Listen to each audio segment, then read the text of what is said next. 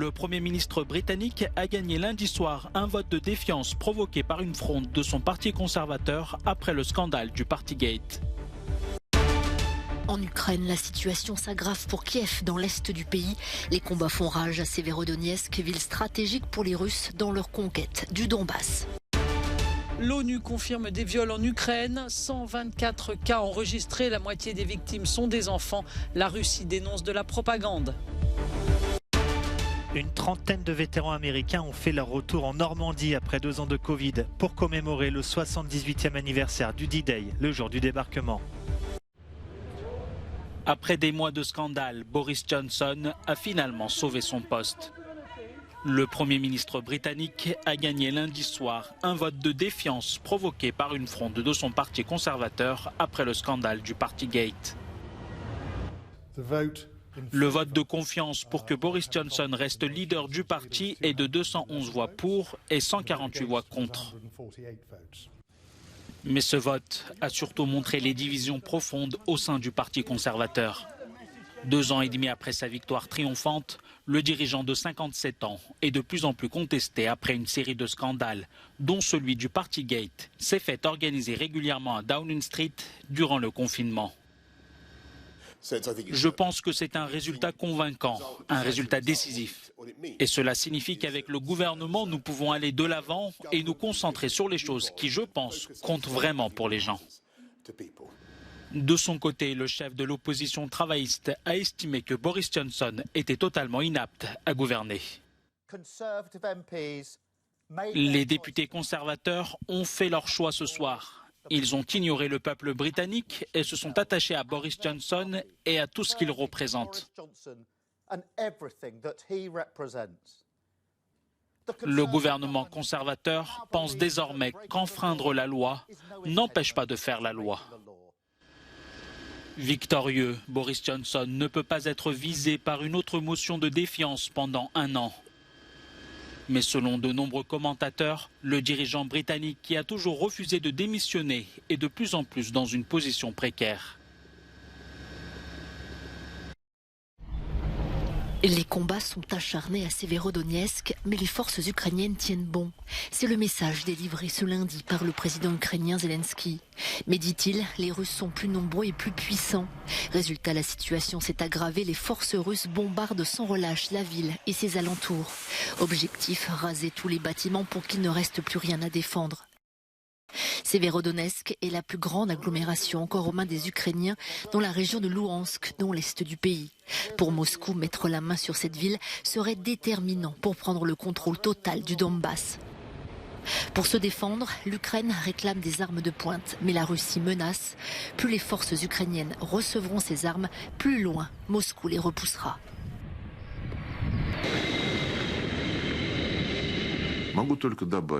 Je ne peux qu'ajouter que plus la gamme d'armements que vous fournirez sera longue, plus nous éloignerons la ligne de notre territoire, au-delà de laquelle les néo-nazis peuvent menacer la Fédération de Russie.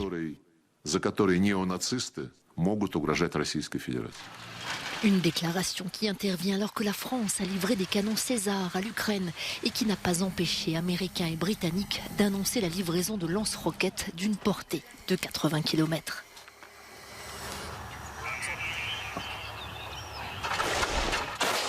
Après plus de 100 jours de guerre, l'Ukraine doit aussi maintenir le moral de ses troupes. Prenant d'énormes risques, le président Zelensky est allé dimanche à la rencontre des soldats en première ligne dans les localités du Donbass, de Lysychansk et Soledar.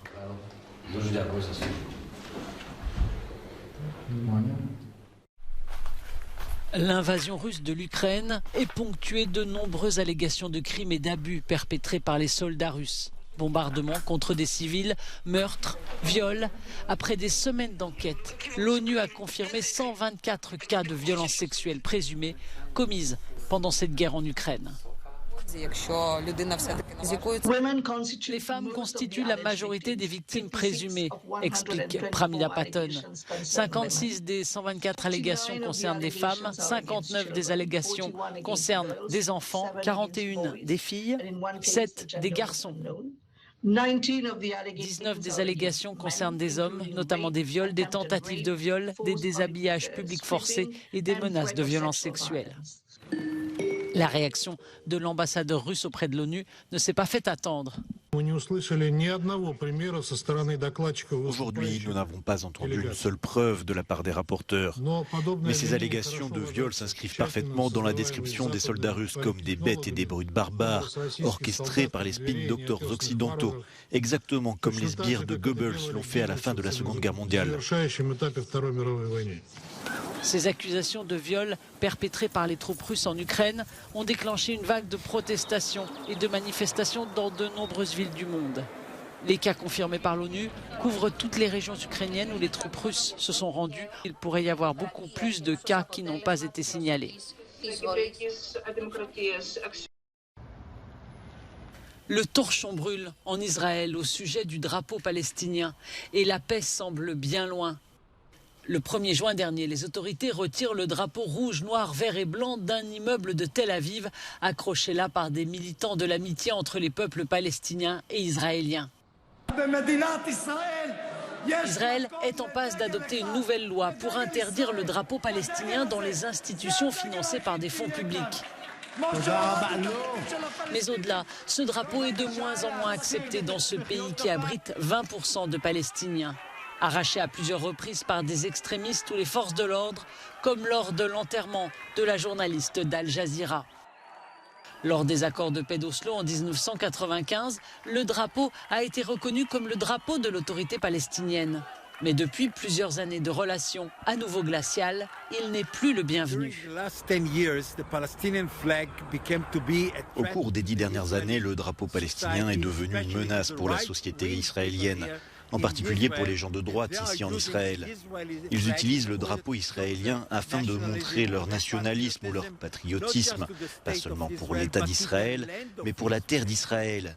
Et ils ne comprennent pas que parmi nous vivent des Palestiniens. Le drapeau, c'est le moyen de marquer son territoire. Quand les extrémistes israéliens manifestent avec le leur, un drone transporte un drapeau palestinien au-dessus de leur tête. Alors que les pourparlers de paix ne sont plus qu'un lointain souvenir et que l'occupation se prolonge, la bataille autour du drapeau montre à quel point le statut d'État palestinien est loin d'être une réalité. 3 blessés au Kosovo lorsque des centaines de vétérans de guerre ont essayé de pénétrer dans le Parlement à Pristina. Ces hommes sont des membres de l'organisation des anciens combattants de l'UÇK, l'armée de libération du Kosovo, dont plusieurs leaders sont actuellement jugés pour crimes de guerre à La Haye. Plus de 30 000 anciens combattants perçoivent 170 € par mois de pension et réclamaient ce lundi une augmentation au moment où les députés kosovars étudiaient une hausse du salaire minimum. Il est également de 170 € par mois. La proposition visait à le monter à 250 €. Finalement, cette hausse du salaire minimum n'a pas été approuvée.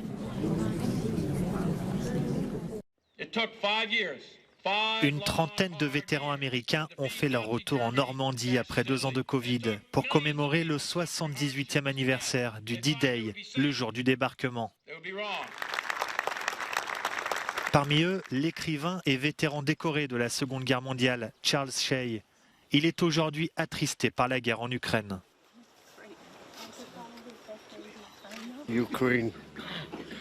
Ce qui se passe en Ukraine est très triste. Je suis désolé pour ceux qui vivent là-bas. Je ne sais pas quel est le sens de cette guerre.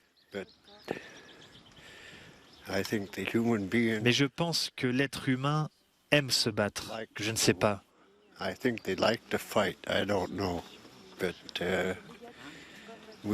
On va voir ce qui se passe par la suite.